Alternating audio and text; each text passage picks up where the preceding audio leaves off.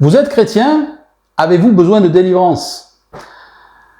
C'est une question importante parce que c'est une question qui fait débat dans l'Église de Christ. En tout cas, ça fait débat partout où je vais, que ce soit dans des pays à gauche, à droite, etc., etc.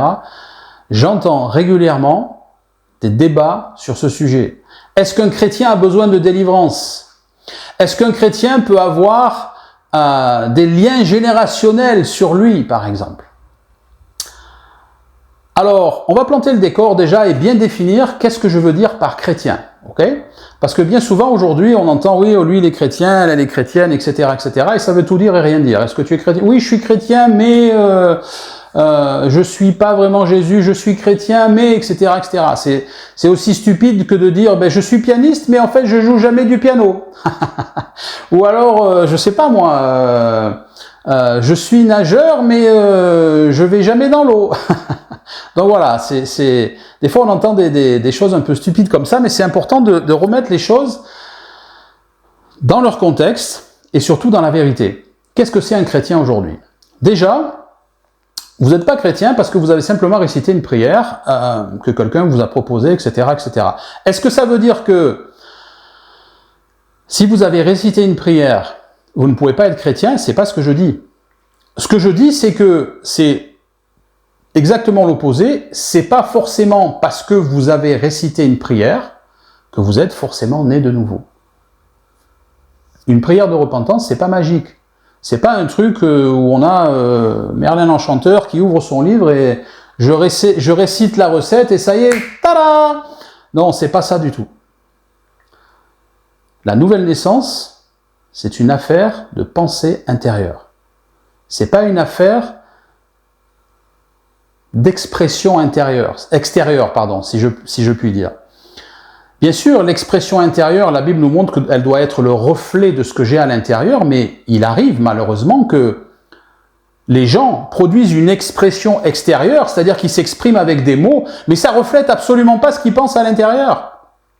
Donc c'est pas parce que j'ai récité une prière, c'est pas parce que j'ai dit Jésus je veux te suivre, etc., je te donne ma vie, etc., etc., que vraiment j'ai compris ce que j'ai dit et je le pense, et donc je suis forcément né de nouveau. Ce qui fait que malheureusement, aujourd'hui, il y a plein de gens qui pensent être nés de nouveau mais qui ne le sont pas. Qu'est-ce que c'est la nouvelle naissance? La nouvelle naissance, c'est d'abord, je comprends l'offre que Jésus m'a faite sur la croix. Et ça, c'est important à comprendre. Pourquoi Jésus est venu sur la croix? Ok, la plupart du temps, on entend, oui, Jésus est mort sur la croix, il a versé son sang pour laver mes péchés, etc., etc. Mais ça veut dire quoi, ça, en fait? Parce que c'est, après un moment, une douce musique qu'on entend, parce qu'on entend ça la plupart du temps, au moins 2 fois par mois, le dimanche matin, dans les prédications, malheureusement, dans la plupart des églises. Alors je dis malheureusement, parce que c'est pas que c'est une mauvaise chose, mais les gens vont pas plus loin que ça. Donc c'est important de grandir et de comprendre. Qu'est-ce que c'est que l'offre que Jésus me fait à la croix? Jésus, il a effacé totalement ma dette. Ce qu'il a fait à la croix, c'est complet. Et qu'est-ce que ça veut dire en fait? Ça veut dire que lui, il me propose de venir habiter en moi. Mais pour le laisser venir habiter en moi, il faut que moi, j'accepte de faire mourir mon moi. Parce qu'il n'y en a pas deux qui peuvent vivre en même temps, pareil. Il ne peut pas y avoir 2 têtes. C'est l'un ou l'autre. Ce qui fait que je dois comprendre quelle est ma responsabilité pour passer par la nouvelle naissance. Bien sûr, Jésus a tout fait. Et c'est ce qu'on entend la plupart du temps. On a dit, oui, mais Jésus, il a tout fait sur la croix, etc. C'est vrai. Mais ce qui est moins vrai, c'est ce qu'on entend par la suite, où on vous dit, mais toi, tu as juste à dire oui, tu as juste à l'accepter, c'est tout. Non, ça, c'est pas vrai. Parce que c'est pas complet. Il y a d'autres choses. Bien sûr que je dois dire oui, je dois l'accepter, mais je dois comprendre quelle est ma responsabilité pour passer par la nouvelle naissance. Et ma responsabilité, c'est déjà de passer par une repentance. La repentance, qu'est-ce que c'est? C'est, je comprends que le péché, c'est nocif pour moi et je me tourne contre le péché. Je vais à l'opposé du péché et je change ma manière de penser. C'est-à-dire que je me détourne du péché, non pas parce que, bon, bah, il faut le faire parce que Jésus l'a dit, mais parce que j'ai compris que c'est nocif pour moi et parce que j'ai envie de le faire. Parce que c'est sincère au fond de moi. C'est ce genre de repentance qui est la vraie repentance. Et alors je comprends que Jésus vient et habite en moi. Et j'entre dans un processus de mort à moi-même. Sans ça, je ne peux pas suivre Jésus, c'est pas possible. C'est pas moi qui le dis, hein. C'est lui-même qui le dit. Si quelqu'un veut venir après moi, qu'il renonce à lui-même. C'est ça que ça veut dire.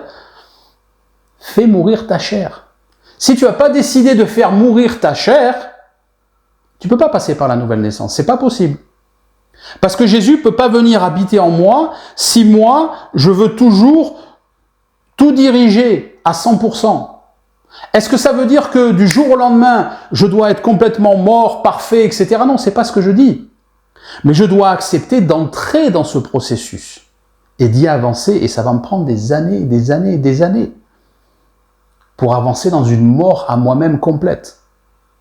Bien sûr que c'est long, bien sûr. Mais l'essentiel, c'est de rentrer dans ce processus. Et tant que je ne suis pas rentré dans ce processus, il n'y a pas de nouvelle naissance. Alors, il y en a qui vont me dire, oui, mais moi, quand même, il y a des choses qui ont changé dans ma vie parce que, depuis, je vais à l'église tous les dimanches. Non, mais, ok, d'accord. C'est pas parce que vous allez à l'église tous les dimanches que vous êtes forcément sauvé. Vous serez sauvé si votre foi produit des œuvres. Est-ce que ça veut dire que c'est les œuvres qui sauvent? Non, pas du tout, c'est la foi qui sauve. C'est pas les œuvres. Mais si la foi est présente, il doit y avoir des œuvres. C'est ce que Jacques dit, chapitre 4. La foi sans les œuvres, elle est morte. Quelque chose qui est mort, ça n'existe pas. Donc, si la foi est morte, il n'y a pas de foi. S'il n'y a pas de foi, il n'y a pas de salut. Pas compliqué. Donc, c'est important d'établir les bases. Qu'est-ce que je veux dire par quelqu'un qui est sauvé? C'est malheureusement bien dramatique qu'on doive aujourd'hui expliquer ça, donner des définitions, donner des précisions, etc. Parce que ça devrait être quelque chose d'acquis dans l'Église. Mais on voit que ça l'est pas toujours, malheureusement. Parce que le salut, il n'est pas annoncé, bien souvent, comme la Bible l'annonce. Souvent, c'est non, mais juste accepte Jésus dans ta vie. Oui, merci Jésus, viens dans ma vie, amen. Alors, je caricature le truc, c'est vrai. Mais on n'est pas loin de la vérité, hein. Malheureusement. Donc aujourd'hui, on parle de gens qui sont nés de nouveau. De gens qui sont sauvés. Si vous êtes dans ce cas, si vous êtes nés de nouveau, si vous êtes sauvés, vous n'avez pas besoin de délivrance. Il n'y a pas de lien générationnel contre vous. C'est pas moi qui le dis, encore une fois. Le même Jésus, Jean, chapitre 8, verset 36. En français, ça fait If the Son sets you free, you're free indeed. J'essaie de me rappeler la vraie traduction en français. Mais bon, je vais le paraphraser.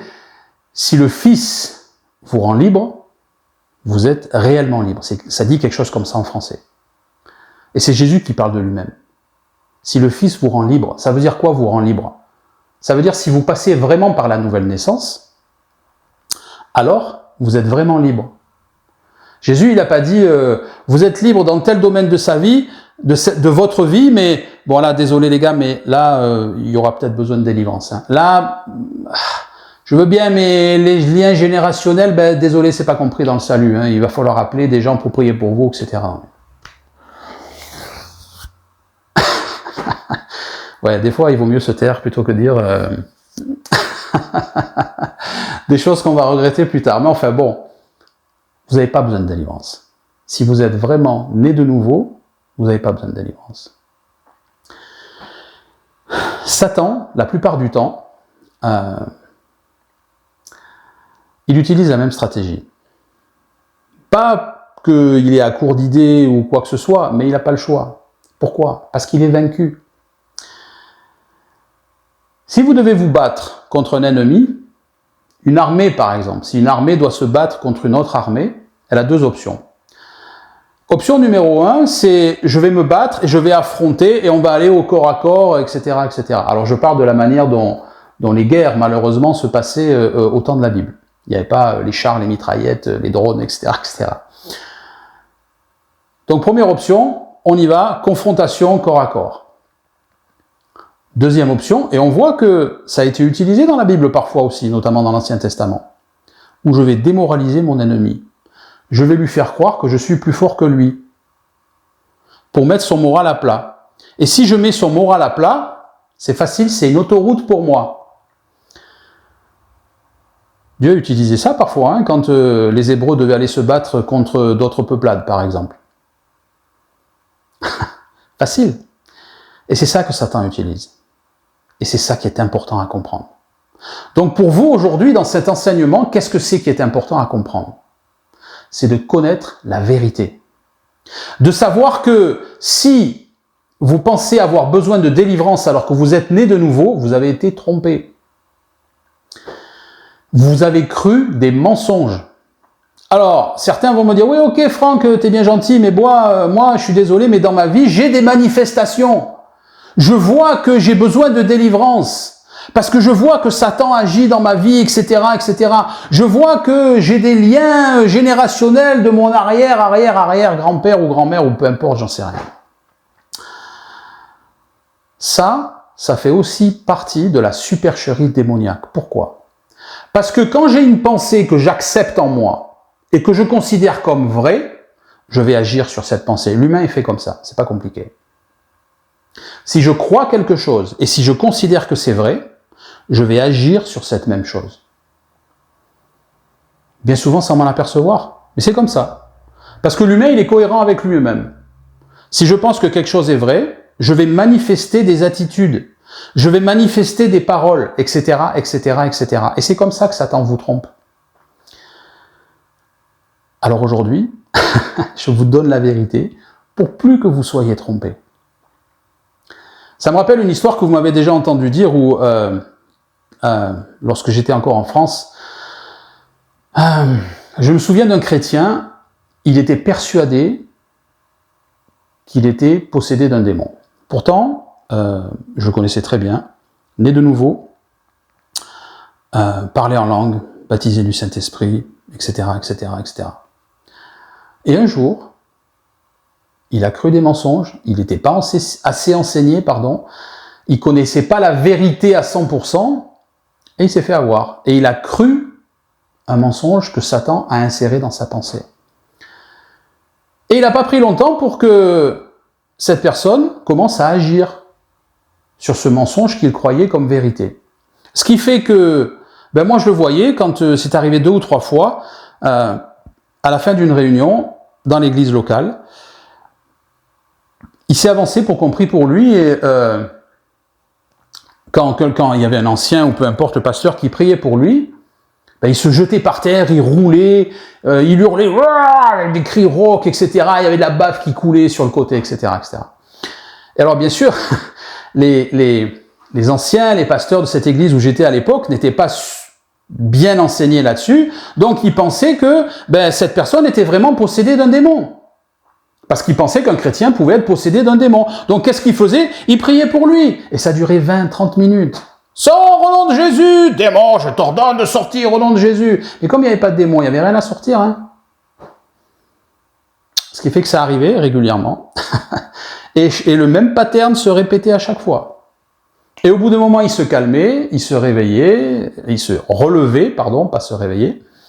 Il se relevait, il repartait, et la plupart des gens, oh gloire à Dieu, le démon est sorti, etc. Sauf que la semaine d'après, il revenait, et ça recommençait, quoi.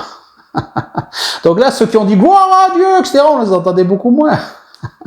Je me moque pas, mais c'est juste pour montrer des fois à quel point les stratégies démoniaques peuvent nous rendre stupides. Et vous m'entendez dire souvent aussi, je ne suis pas là pour donner des leçons, parce que par le passé, quand j'avais pas ces enseignements bien ancrés en moi, moi aussi j'ai agi de manière stupide, bien sûr, bien sûr.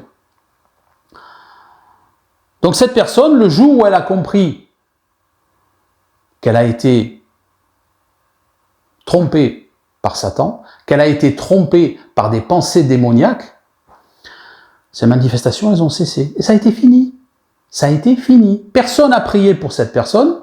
Personne n'a prié pour lui. Personne n'est venu le délivrer. Il n'a pas eu de séance de délivrance, etc., etc. Et ça a été fini. Et c'est parti comme ça. Juste parce qu'il a connu la vérité. Parce que le Fils l'a affranchi. Donc, il était réellement libre. Il a compris ce jour-là qu'il était réellement libre. Donc, simplement pour montrer que, bien sûr, on peut avoir des manifestations comme ça. Mais c'est fabriqué. C'est fabriqué. Bien sûr que Satan peut me faire croire n'importe quoi. Et c'est à moi de ne pas agir sur ces choses, parce que c'est à moi de ne pas les croire. Moi, j'ai vu des gens, par exemple, où... alors, ça existe partout, malheureusement, mais j'ai vu ça en France aussi. Je me souviens une chrétienne qui m'avait écrit il y a quelque temps, et me disant « Oui, je suis dans une église et maintenant je pense que j'ai besoin de délivrance, etc. Donc, on m'a proposé de prier pour moi et de faire une séance de délivrance et je vais être totalement délivré. La seule chose, c'est qu'il faut que je paye 700 euros. » Wow, 700 euros. J'ai dit « Mais fuyez de cette église, quoi. Fuyez de cette église. » Et cette personne, il s'avère qu'elle n'avait pas besoin de délivrance parce qu'elle était née de nouveau. Elle a juste compris la vérité. Ce qui fait qu'il y a des gens parfois qui, malheureusement mal intentionnés, vont facturer des choses alors que l'évangile, à LVBN, vous nous l'entendez dire régulièrement, c'est gratuit, ça doit rester gratuit.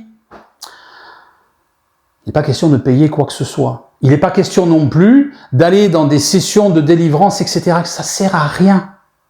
Ça sert à rien. Pourquoi ça sert à rien? Parce que vous avez déjà reçu tout ce que vous avez besoin pour exprimer votre liberté. Parce que le Fils vous a rendu libre. Et vous êtes vraiment libre. Vraiment libre. Vous n'avez pas besoin de plus. Vous pensez que quand Jésus est allé sur la croix, il a fait tout ça juste pour un demi ou un trois quarts de salut, là? Vous pensez que Jésus, il est venu du royaume de Dieu, vivre à l'intérieur d'un corps humain, qu'il a eu son ministère pendant 3 ans et demi, avec les déboires journalières qu'ils avaient, lui et ses disciples, par la suite, des gens qui venaient tordre ses manières de penser, qui venaient tordre ses propos, etc., etc., en la personne des pharisiens, etc., etc. Des gens qui étaient contre lui. Des apôtres qui, parfois, ne comprenaient pas exactement ses enseignements. C'est arrivé aussi. Et j'aurais pas fait meilleur à leur place. Hein. Et vous pensez que quand il a été arrêté, qu'il a été battu à mort, pratiquement. Le prophète Ésaïe dit qu'il n'avait aucune apparence humaine quand il était sur la croix. C'est-à-dire que tellement son corps devait être enflé, tuméfié partout, du sang qui coulait partout. On ne pouvait pas le reconnaître.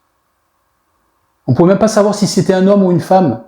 Il n'avait même plus l'apparence d'un être humain, nous dit le prophète Ésaïe. Et tout ce temps où il a agonisé sur la croix, pour finir étouffé. Parce que c'est comme ça que ça se passe sur la croix. Hein. Au bout d'un moment, j'ai de moins en moins de force. Et je descends, et je m'affaisse, et je m'affaisse. Et ça bloque les voies aériennes, et l'air passe plus. Alors de temps en temps, on arrive à se relever, reprendre une bouffée d'air, et les forces nous quittent de plus en plus et de plus en plus. Donc on meurt étouffé sur la croix. Sans compter, bien sûr, tous les coups qu'on a reçus, toutes les douleurs qui sont là. Ça, c'est juste pour le côté physique. Hein. Mais il y a tout le côté moral aussi. Parce que Jésus, il a pris le péché sur lui. Le péché, ça veut dire quoi? Ça veut pas dire les péchés à gauche, à droite. Ça veut dire le péché dans sa globalité, de la manière dont il est manifesté sur la terre. Il a tout pris sur lui. Tout. Et il n'y a que lui qui sait ce qu'il a enduré moralement. Mais je pense que le côté physique, c'est rien par rapport au côté moral.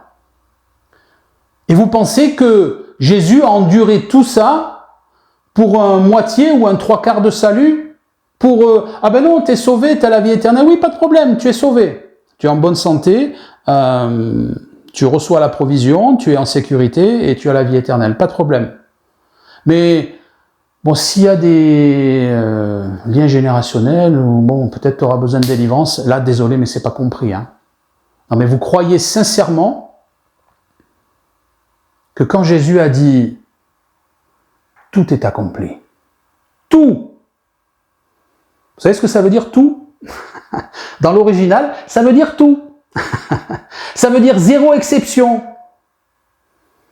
Et il n'est pas question de dire « ah non, mais bon, des fois, ouais, bon, on va avoir besoin de délivrance. Hein. » Non, vous n'avez pas besoin de délivrance, parce que vous avez tout reçu, parce que Jésus a fait les choses d'une manière complète et parfaite. Un chrétien qui pense avoir besoin de délivrance, si on devait le mettre en image, c'est exactement comme quelqu'un qui est dans une prison, et on ouvre la porte de sa prison, quand il passe par la nouvelle naissance. Il y a des gens qui choisissent de sortir, et il y a des gens qui restent. Parce qu'ils sont trompés. Si vous pensez avoir besoin de délivrance, si vous pensez avoir des liens générationnels, ou peu importe, de votre grand-père, grand-mère, ou arrière, je ne sais pas quoi, vous êtes exactement comme un prisonnier qui a été libéré, mais qui reste dans sa prison. Vous avez juste un pas à faire, et continuer pour sortir et profiter de votre liberté. C'est pas compliqué. Voyez à quel point les stratégies démoniaques peuvent être puissantes. Parce que si j'arrive à faire croire quelque chose à quelqu'un, il va agir dessus. Il va parler dessus. Sur ce mensonge, sur cette pensée mensongère. Donc aujourd'hui, je suis là pour vous dire la vérité. Je suis là pour vous apporter cette bonne nouvelle. Vous n'avez pas besoin de délivrance. Vous n'avez pas besoin de gens qui viennent et qui prient pour vous en 2 séances de 4 heures ou 5 heures, comme je le vois parfois. Vous avez juste besoin de comprendre ce que vous avez déjà reçu.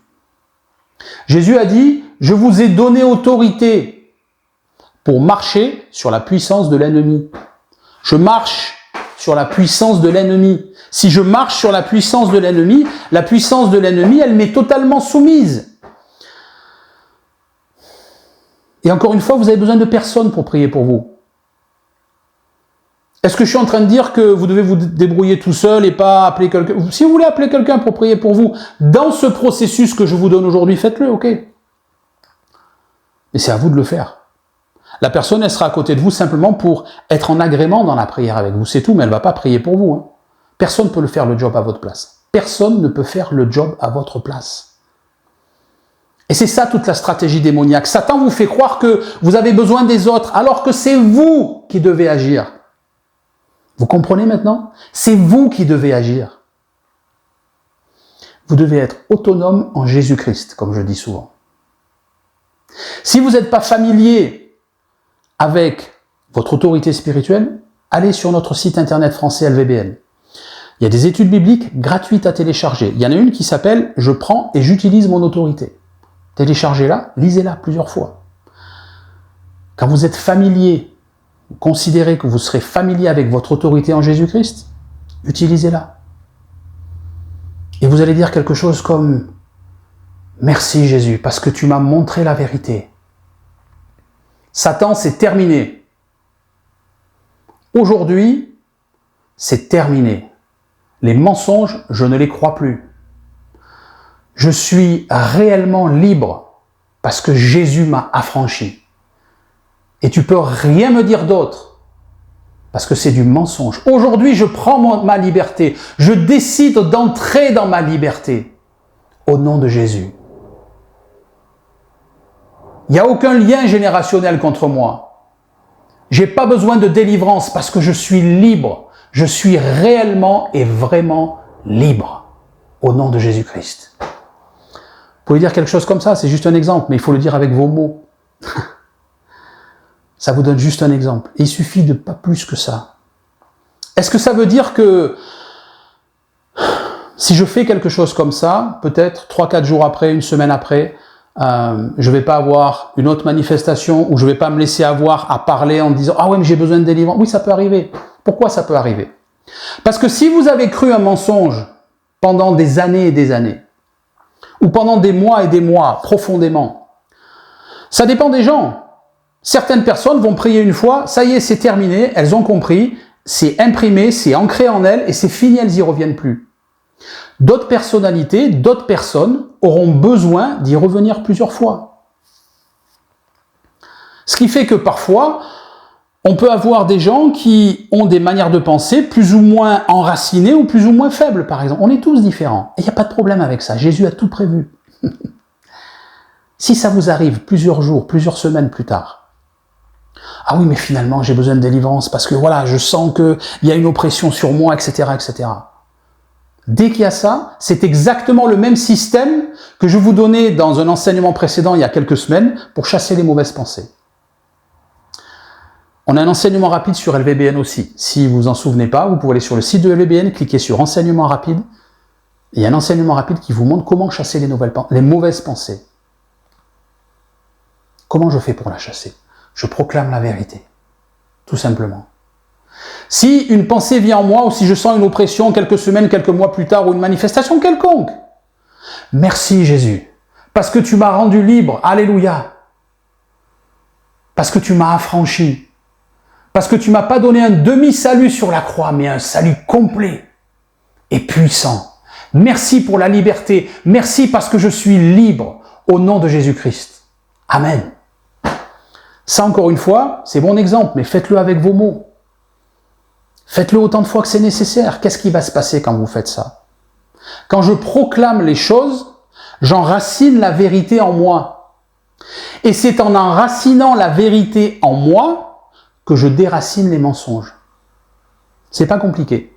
La plupart des chrétiens pensent que pour déraciner les mensonges, c'est-à-dire supprimer les pensées mensongères de Satan que je peux avoir dans ma manière de penser, ben il faut les arracher, les sortir, etc., etc. Non. C'est en enracinant la vérité en moi que les mensonges vont disparaître d'eux-mêmes. C'est pas compliqué. Donc si il arrive que d'autres manifestations peuvent arriver dans ma manière de penser, etc., etc., merci Jésus.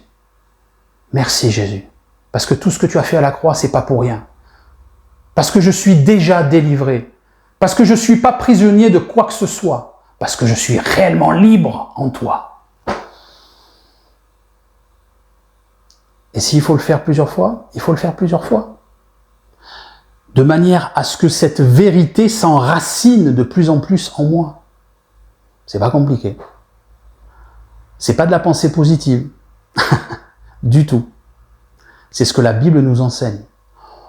Au plus, je vais proclamer la vérité, et au plus, je vais déraciner le mensonge de manière automatique.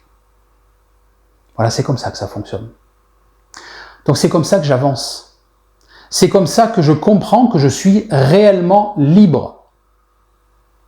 Et bien comprendre que quand Paul, par exemple, je ne sais plus si j'ai cité ça en début de cette vidéo, dans 1 Timothée, je crois que c'est chapitre 4, verset 1, quand il parle de généalogie.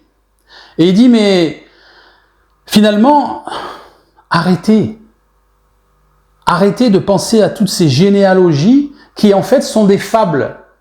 Alors je le paraphrase de l'anglais. Elles sont des fables, elles participent pas du tout à l'édification. Elles participent pas du tout à ce que votre relation avec Dieu s'édifie. Mais elles ne font que générer des disputes. Déjà à l'époque. Alors, dans le contexte particulier de 1 Timothée, quand Paul lui écrit, c'était simplement parce que il y avait des Juifs qui voulaient prouver qu'ils étaient Juifs, donc ils cherchaient si leur père, leur mère, etc. étaient vraiment Juifs. Alors, sachant qu'à l'époque, on était Juif par sa mère, etc. Mais enfin, ils voulaient savoir qui étaient leurs ascendants, etc., etc. Pour prouver qu'ils étaient Juifs, etc., etc. Mais on voit que Paul dit bien, arrêtez de vous focaliser, sur des pensées de généalogie qui ne servent à rien. Ça sert à rien. C'est-à-dire que lorsque je suis passé par la nouvelle naissance, Peu importe ce qui s'est passé avant, c'est fini. Toutes choses anciennes sont passées. C'est pas moi qui le dis, hein. Ça vous rappelle quelque chose, ce passage? Toutes choses anciennes sont passées. Si je passe par la nouvelle naissance, et que, effectivement, peut-être il y avait des gens dans les générations précédentes, dans ma famille, qui ont prononcé des curses, comme on dit ça en français, des malédictions, voilà. Ok. Mais quand je passe par la nouvelle naissance, c'est fini. C'est absolument fini. Et la seule manifestation qui peut y avoir dans ma vie, c'est moi qui va la créer, parce que j'aurais cru un mensonge. Vous seriez étonné de voir ce que les gens peuvent faire quand ils croient un mensonge. Rappelez-vous, il y a quelques années, avec un certain virus, par exemple. Désolé, c'est simplement ce qui me vient en tête maintenant.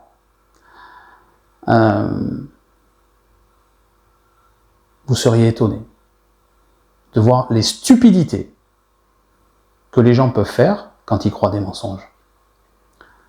Et si vous pensez avoir besoin de délivrance, si vous pensez avoir besoin de briser des liens générationnels sur votre vie, ben vous avez été trompé encore une fois. Et la solution, elle n'est pas compliquée. Parce que vous avez déjà reçu tout ce dont vous avez besoin. Sortez de la prison. C'est pas compliqué, la porte est déjà ouverte. Utilisez votre autorité en Jésus-Christ. Référez-vous à ces enseignements que je vous ai donnés sur notre site LVBN. J'espère que cette vidéo vous aura aidé aujourd'hui. À bientôt.